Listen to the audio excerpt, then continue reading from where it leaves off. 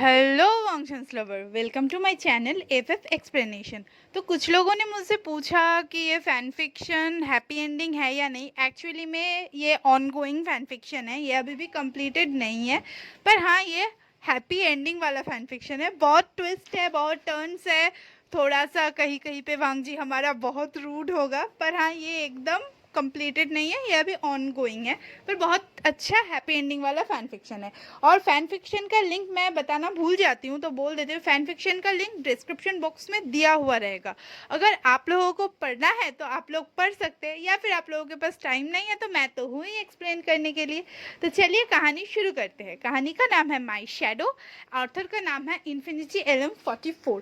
तो अगले दिन हमने कहानी ख़त्म किया था उस जगह पे जहाँ पे हमारे वांग जी को एक क्यूट सी स्वीट सी डेट पे लेके गया था। उसके बाद 5 साल बीत चुके थे। हमारा वे अभी 18 का हो चुका था और वो लोग यूनिवर्सिटी तक पहुंच चुके थे। और वो अभी भी वांग जी के पीछे घूमे जा रहा था, घूमे जा रहा था, घूमे जा रहा था। वांग जी के पीछे वे और वे के पीछे उसका आशिक वांग जिंगाओ और उसके साथ शू। तो वांग जिंगाओ का स्टोरी मैं एकदम शॉर्ट में बता देती हूँ, क्योंकि मैं सिर्फ वे और वांग जी के ऊपर ही फोकस करने वाली हूँ। उसका स्टोरी इसीलिए बता रही हूँ क्योंकि अगर कहानी पूरा चलेगा ताकि हमें कोई प्रॉब्लम ना हो। तो यहाँ पे क्या होता है, हमारा वांगजिंग गाँव पूरा यूनिवर्सिटी के टाइम पे भी उसके पीछे पीछे पीछे पीछे घूम रहा है। रोज़ वो गिफ्ट्स लाता है और हमारा वे तो देखता ही नहीं है उसकी तरफ, हमारा वे तो गिफ्ट लेता ही नहीं है उससे। एक बार बस उसका बात हुआ था वांगजिंग गाँव से, जब वांगजिंग गाँव जा रहा था और वो दौड़ दौड़ के उसको पकड़ा और बस उसका वीचैट नंबर लिया। और शू को कभी कभी बुरा लगता है कि वो इतना क्यों इतना वो वे के पीछे है, क्यों वो शू को टाइम नहीं दे पाता। पर हाँ, वो शू को भी लाइक करता है कहीं ना कहीं, उसके बातों से उसके एक्शन से पता चलता है। पर वो शू की तरफ इतना ध्यान नहीं देता है, वो बस वांग जिंगाओ की तरफ ही, मतलब वांग जिंगाओ सिर्फ वे की तरफ ही ध्यान देता है। वो मेरा वो है, वो मेरा वो है। और वांग जिंगाओ के जो पापा है वो सोच रहा है कि इतना वे के वो अट्रैक्ट है तो उसे हम देश छोड़ के कहीं बाहर भेज देते हैं, क्योंकि ये अच्छी बात तो नहीं है। और शू जो है वो वांग जिंगाओ का दोस्त भी है और उसका बोल लो असिस्टेंट, ड्राइवर, सब कुछ है एकदम। मतलब उसके नौकर का लड़का है, तो वो उसका सारा सारा काम करता है। और इस तरफ हमारा 18 साल का विलिंग वांग जी के लिए मफिन बना रहा था अपने किचन पे। बहुत लोगों से हेल्प करना चाहते थे, पर उसने सॉफ्टली स्माइल करके सबसे कहा कि मैं खुद करूँगा। मफ़िन्स बनाने के बाद कुछ मफ़िन्स उसने प्लेट पे रखा और कुछ मफ़िन्स को डेकोरेट करके बॉक्स पे रखा हमारे वांग जी के लिए। वो वांग जी के लिए ना मफ़िन्स बना के लेके जाने वाला था। और वो मफ़िन्स को लेके उसका भैया ने पुकारा कि जिनशा ने पुकारा कि मुझे मम्मा मेरा खाना हो गया, ब्रेकफास्ट में चल रहा हूँ। और हमारा जो वे है वो सुबह को उठ के जल्दी जल्दी उठ के रेडी होके किचन में आ गया था सिर्फ मफ़िन्स बनाने के लिए। उसने ब्रेकफास्ट तक नहीं किया था। और वो भी मॉम को बोला कि मॉम मैं भी ना जंशा के साथ चला जाऊंगा। फिर वो कह के भाग के एकदम डाइनिंग टेबल तक गया, अपना मफ़िन का ट्रे रखा, 2 मफ़िन लिए और वहाँ से चला गया। यानली भी कुछ देर बाद मॉम को कही कि मॉम मैं ना जा रही हूँ, मुझे भी जाना है। उसने भी वहाँ से 2 मफ़िन्स लिए और चले गए। वो जब उसकी माँ जब आए तब उसकी माँ ने सोचा कि आज भी उसने ब्रेकफास्ट नहीं किया। 5 साल से ये चल रहा है, वे बस वांग जी वांग जी वांग जी वांग जी किए जा रहे हैं। उसके पापा को ये ज़्यादा पसंद नहीं है, पर बच्चा है छोटा सा, कुछ कह भी नहीं सकते। उसके पापा ने उसके मॉम को कहा उसने आज भी ब्रेकफास्ट नहीं किया। उसकी मॉम ने कहा नहीं उसे भूख, उसका मॉम कंप्लीट कर पाते। उसके पापा ने कहा शायद उसे भूख नहीं होगा, ये 5 साल से चल रहा है। उसके पापा ने भी पूरा खाना नहीं खाया था। वो चुपचाप उठे, वो 2 मफ़िन्स लिए और चले गए। मॉम ने प्लेट में देखा कि उसके 2 भाई और बहन ने तो खाना खा लिया, फिर उसका पापा ने कुछ भी नहीं खाया था और हमारा वे तो खाया ही नहीं। तो उसके मॉम को भी भूख नहीं लगा, तो वो दोनों मफ़िन्स लेके चुपचाप चले गए अपने रूम की तरफ। कार में जब जंशा और वे जब जा रहे थे तब जंशा ने कहा तुमने फिर से उसके लिए बेकिंग किया है। और जंशा को बात सुन के वे ने बोला हाँ किया है, तो क्या करूं। तो जंशा ने कहा तुम उसके लिए कपकेक लेके जा रहे हो। तो कहा हाँ। तो बोला तुम बहुत बुरे हो। दोनों में आर्ग्यूमेंट स्टार्ट होना स्टार्ट कर दिया। फिर वे ने 2 कपकेक लाके हमारे जंशा को देके बोला ये तुम्हारे लिए है। और जंशा बोला तुम्हारा बनाया केक कौन खाएगा, मुझे ये नहीं चाहिए।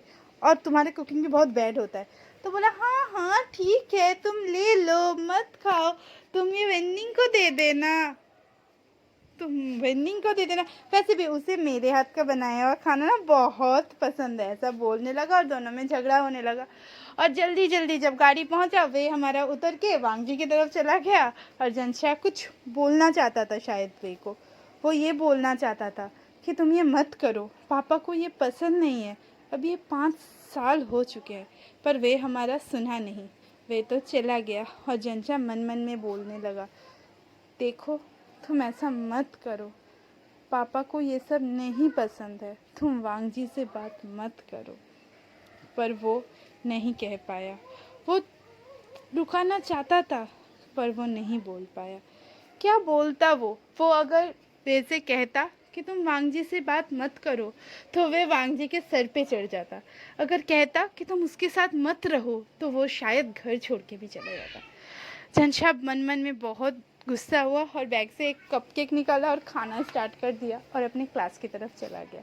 वहाँ पे यूनिवर्सिटी में वे हमारा धूप में दौड़ता भागता हुआ चलता रहा वांगजी के क्लास की तरफ, क्योंकि वांगजी का आज एग्ज़ाम था और वो शायद 30 की 40 मिनट्स पहले पहुँच चुका था एग्ज़ाम हॉल के बाहर।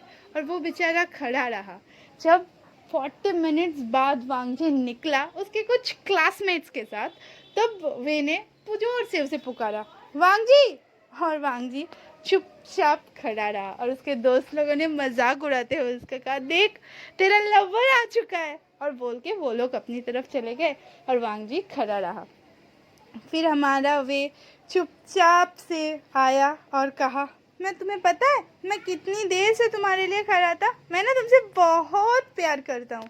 अभी भी वहाँ पे कुछ बदला नहीं था, वहाँ पे अभी भी पीच ब्लॉसम तभी भी बहुत ज़ोर से गिर रहा था और हमारा वांगजी और वे चुपचाप खड़ा था। वे अभी भी शाउट किया जा रहा था कि मुझे तुमसे प्यार है, और वांगजी बेचारा चुप था। वांगजी को पता नहीं वांगजी का क्या है यहाँ पे, बस वो चुप है, कुछ रिप्लाई नहीं देता है। फिर वे ने अपना बॉक्स जो केक का उसने रखा था वो अपने वांगजी को दे दिया और कहा, ये तुम्हारे लिए है। फिर वांगजी ने चुपचाप पूछा, तुमने फिर से आज का क्लास मिस कर दिया? वे ने कहा, हाँ मैं बाद में कर लूँगा। वे वैसे बहुत इंटेलिजेंट था पर यहाँ पे भी वो क्लासेस वासेस नहीं करता। उसने फिर वांगजी का हाथ पकड़ लिया और अचानक से वांगजी का ड्राइवर दौड़ दौड़ के आके कहा, ये लीजिए यंग मास्टर पानी। और वो पानी देख के ना पूरा वे का पूरा एकदम पानी पीने का बहुत मन किया। वैसे तो देख लो सुबह में धूप में दौड़ के बच्चा आया है, कुछ खाया नहीं है सुबह से, और फिर पानी का बॉटल भी भूल गया था वांगजी के लिए और इतनी देर धूप में खड़ा था, तो पानी पीना तो नेचुरल है ना। तो वे हमारा थोड़ा पानी, फिर वो बॉटल लेके उसने पानी पी लिया और वांगजी बस देखता रहा, उसे चुपचाप देखता रहा। और फिर पानी पीने के बाद बोला, सॉरी मैंने पानी पी लिया तुम। तो वांगजी ने कहा, नहीं चलो फिर बीन की तरफ चलते हैं। फिर डस्टबिन में वांगजी को पकड़ के खींचते खींचते ले गया। तो वांगजी ने कहा, तुम्हें बॉटल फेंकना है, मैं क्यों जाऊँ। हमारा वे भी स्वीटली वांगजी को बोला, क्योंकि मैं अगर तुम्हें छोड़ूंगा ना तो तुम कहीं चले जाओगे, फिर मैं तुम्हें पकड़ नहीं पाऊंगा। और ऐसा बोलता रहा और वे बेचारा हमारा चुपचाप वांगजी के साथ चलने लगा। बॉटल फेंकने के बाद वे ने कहा कि चलो चलो अभी कैंटीन जाते हैं, मुझे ना बहुत भूख लगा है करके। तो वांगजी ने कहा, नहीं मुझे पहले लाइब्रेरी जाना है, कुछ बुक्स लेना है। तो मैंने कहा ठीक है चलो वहाँ ही चलते हैं। फिर वो दोनों लाइब्रेरी की तरफ गए, कुछ बुक्स लिए और फिर कैंटीन की तरफ जाने लगे। कैंटीन की तरफ जाने के बाद जब वो लोग पहुँचे तब वे की जीजी आके उससे बोली, देखो वे तुम यहाँ पे बैठो, तुम्हें कुछ खाना है, तुम नहीं जाओगे वांगजी के पास। ये पूरे 5 सालों में जब भी वे को वांगजी के पास जाना था वो चला जाता था, वो किसी का नहीं सुनता था, सिर्फ उसकी जीजीए का सुनता था। और वो सब लोग बैठ के खाना खाना स्टार्ट कर दिए और खाना खाने के वक्त भी ना वे ने वांगजी का हाथ बहुत कस के पकड़ा हुआ था। फिर हमारा लैन चिचन कहता है कि हम सब तो ग्रेजुएट हो रहे हैं तो चलो एक पार्टी करते हैं। फिर वे कहता है, नहीं मैं पार्टी में नहीं जाऊँगा, मुझे डेट पे जाना है। और चंचा उसे कहने लगा कि डेट, तुम दोनों दोस्त हो, दोस्त कभी डेट में नहीं जाते। जंशा अपना बात पूरा कर पाता, वांग जी ने चुपचाप बोल दिया, नहीं मुझे पार्टी अटेंड करना है। और हमारा वे भी बोलने लगा, नहीं नहीं मुझे भी पार्टी में जाना है, पार्टी में जाना है, पर मैं वांग जी के साथ जाऊंगा। फिर वो लोग चुपचाप कैंटीन से निकल गए। कैंटीन से निकलने के बाद वांग जी ने चुपचाप कहा, अभी अपने क्लास पे जाओ। और वे बेचारा बोलने लगा, नहीं मुझे नहीं जाना, मुझे तुम्हारे साथ। वो कंप्लीट कर पाता उससे पहले वांग जी ने थोड़ा स्ट्रिक्ट वॉइस में कहा, राइट नाउ। और वे हमारा चुपचाप क्लास की तरफ चला गया और क्लास करना स्टार्ट कर दिया। वहाँ पे भी जाओलूशी है, यहाँ पे भी उसका डेस्क पार्टनर जाओलूशी है। दोनों में बहुत बहस हुआ। बहस होने के बाद दोनों चुपचाप क्लास किए और फिर चले आए। वे हमारा आके हमारा वांग जी का वेट करने लगा और वांग जी का वेट करते करते अचानक से उसके जीजीए और जंशा उसके सामने आए। पर हाँ, वो जीजे और जनसा के साथ गया नहीं, जीजे को समझा दिया और जीजे ने भी जनसा को समझा बुझा के अपने साथ पार्टी तक लेके चला गया। वे हमारा वेट करता रहा 5 minute, 10 minute, 20 minute, 30 minute, 40 minute, पर हमारा वांग जी का कोई सिंगल साइन तक नहीं था। वैसे हमारा वे को बहुत नींद आ रहा था, तो वहाँ पे वो सो गया और अचानक से उसका आँख खुला एक गाड़ी के हॉर्न से। एक गाड़ी स्लोली वहां से पास आउट हो रहा था और वो वांग जी की कार था। तो वे दौड़ दौड़ के कार के पास गया, कार को रुकाया और बैक सीट का डोर खोला जो ऑलरेडी अनलॉक था और बैठ गया और बैठ के बस चलना शुरू कर दिया। और जो ड्राइवर था वो भी वांग जी की तरफ देखा, उसने भी कहा चलो, तो वो लोग चलते रहे। गाड़ी में बैठे हुए भी वे ने अब वांग जी का हाथ पकड़ा हुआ था और वे का जो हेड था वो वांग जी के शोल्डर के ऊपर था और क्यूटली वो सोते सोते सोते सोते पार्टी तक पहुंच चुका था। वहां से उतरने के बाद अचानक से गाड़ी की आवाज़ की वजह से वे का आँख खुला और उसने एकदम यौन करते करते कहा, हम पहुंच गए। गाड़ी से उतरने के बाद हमारा वे और वांग जी दोनों एक साथ चलने लगे। उनका मुलाकात लैन चिचैन से हुआ। लैन चिचैन ने वे को देख के कहा, मुझे लगा तुम नहीं आओगे, तुम घर चले गए हो। पर हमारा वे क्यूटली लैन चिचैन से कहा, नहीं गगा, मैं तो वांग जी का वेट कर रहा था। और वो दोनों हंसने लगे और चिचैन भी थोड़ा मुस्कुरा के कहा, इसीलिए वांग जी निकला। मुझे लगा कि वो शायद ड्रिंक्स खरीदने गया है, पर वो तुम्हें वो कंप्लीट कर पाता। हमारा वांग जी रूडली बोला, मैं अपने घर में जा रहा हूँ, मुझे चेंज करना है, बोल के वो चला गया और वे कुछ सुना नहीं। वैसे वो बहुत बार आ चुका है इस 5 सालों में वांग जी के घर में और वो बहुत क्यूटली वहाँ पे रह चुका है और वहाँ पे उसे पकड़ने का ज़रूरत ही नहीं है क्योंकि वो वांग जी के रूम को पहचानता था। वैसे तो वांग जी की मम्मी कार्मेन ली उससे बहुत प्यार करती थी, जब भी वो आता था बहुत बातें करते थे, पर उसके पापा ज़्यादा बात नहीं करते थे, पर उसे बहुत स्वीट्स गिफ्ट करते थे। इसका मतलब वांग जी के घर में वे का एंट्री है। पर वे के घर में ना वांग जी को पसंद नहीं करता है वे का पापा, मुझे पता नहीं क्यों। तो चलिए कहानी सुनते हैं। तो वे अपना चला गया, अपने भाइयों को भी ढूंढना था, बहन को भी ढूंढना था। फिर वो भाई बहन को ढूंढते ढूंढते अचानक से उसके नज़र पड़ा और वो अपने जीजिए को जाके कहा, जीजिए आप लोग कब आए। और उसका फेस देख के उसका जीजिए कहा, एशन तुम बहुत टायर्ड लग रहे हो। और वांग जी का जो भाई था जनशा, वो उसके पीठ पे बहुत धूल लगा हुआ था तो उसे डस्ट करने लगा और बोलने लगा, वांग जी के कार में क्या इतना धूल है कि तुम्हारे पीठ में इतना धूल लग गया। फिर कुछ देर बाद उसने कहा, तुम्हें ये धूल कहाँ से लगा। तो हमारा वे क्यूटली कहा, मैं ना वांग जी का वेट कर रहा था तो मैं पेड़ के नीचे सो गया। और ये बात सुन के जनशा बहुत ही गुस्सा हो गया। वो वे को मारने ही जाने वाला था कि हटाक से यालनी ने उसका हाथ पकड़ लिया कि वो कुछ ना कह पाए, कुछ ना बोल पाए। और हमारा वे भी तड़क से भाग गया, वांग जी के पास भाग गया और जनशा यहाँ पे गुस्सा दिखाने लगा। और हमारा जो यानली था वो भी क्यूटली कहा, नहीं तुम समझो वो अभी बच्चा है। यानली अपना बात पूरा कर पाती। जनशा ने लाइफ में पहली बार अपनी जीजी की बात काट के बहुत गुस्से से कहा, वो अभी बच्चा नहीं है, उसका 18 साल उम्र है। वो जो कर रहा है वो कोई खेल नहीं है। मुझे डैड से बात करना पड़ेगा, अगर ज़रूरत पड़े तो हम उसे बाहर भेज देंगे। वो एक बिलियनियर का लड़का है, पर उसे देखिए। वो बात कंप्लीट कर पाती, इससे पहले उसने एक बड़ा सा सांस लिया और अपनी जीजिए की तरफ देख के बोला सॉरी। उसकी जीजिए भी थोड़ा अचानक से परेशान हो गया। फिर जिनशा ने बहुत गुस्से से बोला हम यहाँ से जल्दी जल्दी चले जाएंगे, और वो लोग चले गए। वो अपने दोस्तों के साथ बातें कर रहा था कुछ, क्योंकि वो लोग ग्रेजुएट होने वाले थे। और हमारा वे इस तरफ तो वांगजी को ढूंढते ढूंढते वांगजी के रूम के तरफ पहुंच गया था। पहुंचने के बाद उसने देखा वांगजी ने अपना ड्रेस चेंज कर लिया है और वो दोनों आके एक सोफे पे चुपचाप बैठ गए। हमारा वे वांगजी के शोल्डर पे अपना सर रख के आराम से फिर से सो गया और हमारा वांगजी वाइन पीता रहा। वाइन पीते पीते अचानक वांगजी का फ़ोन बज़ करके उठा। उसकी गर्लफ्रेंड का मैसेज था। उसकी गर्लफ्रेंड ने उसे मैसेज किया था, मुझे माफ़ कर दो बेबी, मैं आज बहुत बिजी था। फिर हमारा वांगजी ने रिप्लाई दिया, ठीक है तुम टायर्ड हो। फिर कहा, उसके गर्लफ्रेंड ने कहा हाँ मैं कल तुमसे बात करूँगा। वांगजी ने ओके करके रख दिया और उसके गर्लफ्रेंड ने लिखा आई लव यू। उसके बाद 1 मिनट, वांगजी 2 मिनट। वैसे तो वांगजी हमेशा अपने गर्लफ्रेंड से जो भी थोड़ा थोड़ा बात उनका होता था उसके लास्ट में आई लव यू लिखता था, पर आज पता नहीं उसे क्या हुआ। वो इरिटेटेडली वे की तरफ देखा और अपने फ़ोन में टाइप करना स्टार्ट कर दिया, मैं बाथरूम में हूँ, आई लव यू टू। वो फिर कुछ देर तक फ़ोन को देखता रहा। फिर उसका गर्लफ्रेंड का मैसेज का कोई भी रिप्लाई नहीं आया और वो फिर से ड्रिंक करना स्टार्ट कर दिया।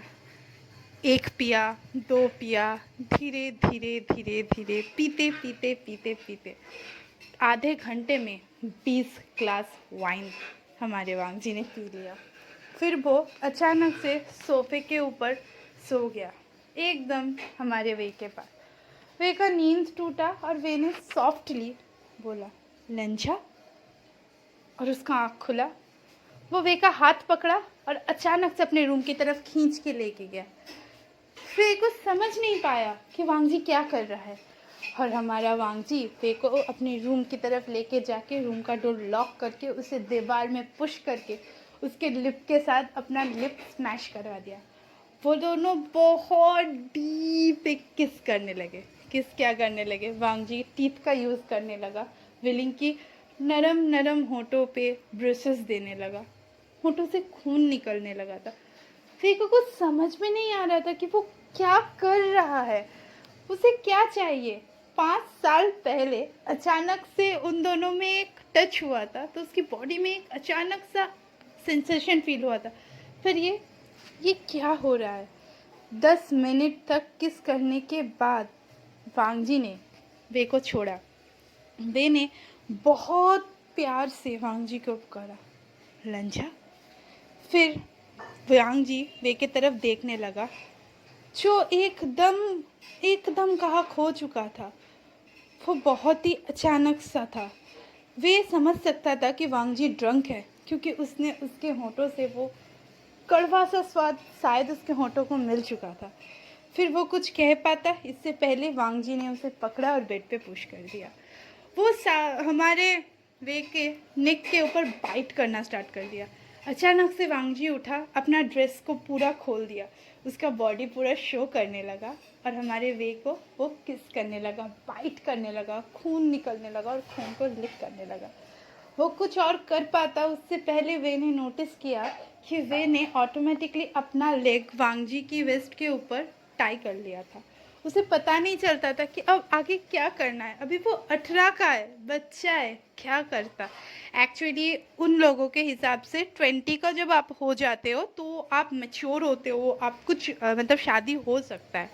तो वह अभी 18 का था, मतलब अनमेच्योर था। मतलब हमारे यहाँ पे जो 18 से शादी होता है वहाँ पे 20, ऐसे लड़कों का 21 है, पर यहाँ पे 20 से होता है। तो वे को कुछ पता नहीं था, वो एक इनोसेंट सा बेबी था। पर वो उसने सोचा कि क्या करूँ मैं, और अचानक से वैसे ही वांगजी वे के ऊपर सो गया। वे उठा, वांगजी को ठीक ठाक से लेटाया और उसके बगल पे ही लेट गया।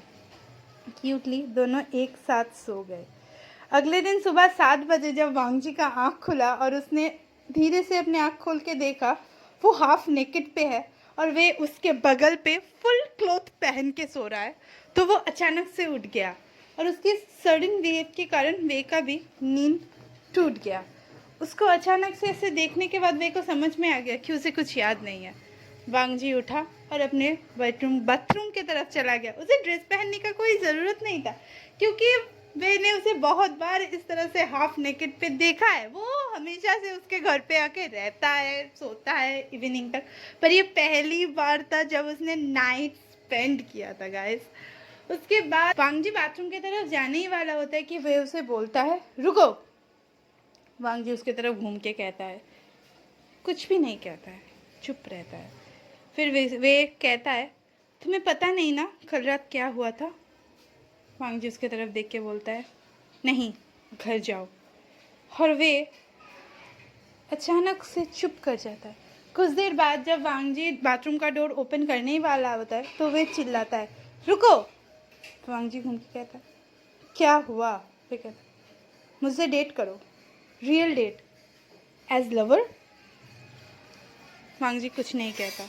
फिर से वे कहता है, मैंने कहा मुझे डेट पे लेके चलो। वे कुछ भी नहीं आंसर पाता। वांग जी बाथरूम की तरफ जाने ही वाला होता है। वे कहता है, मुझे मुझे मुझे। वांग जी उसे चुप करवा के कहता है, घर जाओ, मुझे अनोइंग मत करो। फिर वे कहता है, देखो मैंने ना कल रात तुम्हारे बहुत सारे नेकेड पिक्चर ले लिए है, मैं उसे सब जगह अपलोड कर दूंगा अगर तुम मुझे डेट पे नहीं लेके गए। और वांग जी उसकी तरफ बस देखता है, आँख को बड़ा बड़ा करके।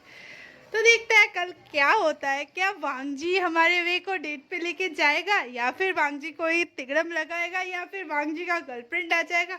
पता नहीं क्या होगा। तो चलिए सुनते हैं। और हाँ, फिर से सॉरी, मैं कल कुछ अपलोड नहीं कर पाई और आज को भी मैं बहुत रात को अपलोड कर रही हूँ। पर आप सबको बहुत शुक्रिया इतना प्यार देने के लिए। एक्चुअली मैं घर पे नहीं थी, मैं काम के सिलसिले में थोड़ा बाहर गई थी। पर आज से मैं कोशिश करूँगी बहुत बहुत रोज़ अपडेट लाऊं। और हाँ, कुछ लोग मुझसे कह रहे थे कुछ फैनफिक रेकमेंड करने के लिए। अगर आप लोगों को डार्क लांगवांग जी पढ़ना है तो आप इसी ऑथर का 2 और फैन फिक्शन है जो कंप्लीटेड फैन फिक्शन है। ये तो अभी ऑन गोइंग है पर वो कंप्लीटेड फैन फिक्शन है। एक है आई हेट यू और एक है माय फर्स्ट लव। तो आप लोग ये दो पढ़ सकते हैं। और वैसे मैं अभी कुछ मुझे याद नहीं आ रहा है, पर अगर आप लोग चाहते हैं कि मैं कुछ रेकमेंड करूँ तो बोलना, मैं डिस्क्रिप्शन में सारे का एक लिस्ट बना के डिस्क्रिप्शन में लिंक दे दूँगी। और बाय और थैंक यू मुझे इतना प्यार करने के लिए। तो मेरे चैनल को लाइक करना, शेयर करना, सब्सक्राइब करना और पूरे बहुत सारे वांगचंस लवर के साथ शेयर करो यार। बहुत बहुत बहुत बहुत शुक्रिया। चलिए बाय।